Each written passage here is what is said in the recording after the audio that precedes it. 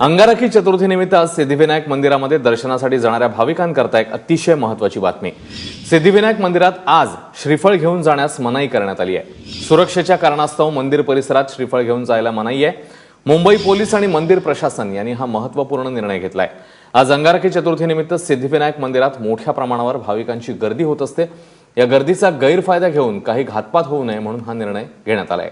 भाविकांची गर्दी लक्षात घेत मंदिर परिसरात कडेकोट बंदोबस्त तैनात करण्यात आल्याचं चित्र आहे। या मंदिरामध्ये नेमकी कशा रीतीने कडेकोट सुरक्षा ठेवण्यात आली आढावा घेतलाय आमची प्रतिनिधी मनश्री पाठकने। पाहूया। आज अंगारकी चतुर्थी, त्याच्यामुळे मुंबईतल्या प्रसिद्ध सिद्धिविनायक मंदिराबाहेर सगळ्याच गणेश भक्तांनी मोठी गर्दी केली आहे। अगदी पहाटेपासून सिद्धिविनायकाच्या दर्शनाला मुंबईकरच नव्हे तर महाराष्ट्रातून सुद्धा अनेक भाविक इथे आलेले आहेत। मात्र एक लक्षात घेण्याजोगी गोष्ट ती म्हणजे गर्दी तर गणेश भक्तांची आहेच, मात्र त्या गर्दीला नियंत्रित करण्यासाठी पोलिसांचा मोठा बंदोबस्तही आहे।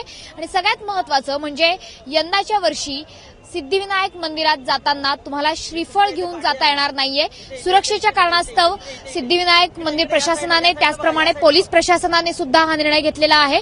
पूजा साहित्य नेण्यावर इथे काही प्रमाणात मर्यादा आणलेली आहे। एकंदरीतच बघता की मोठ्या प्रमाणात सुरक्षेची तजवीज इथे करण्यात आलेली आहे।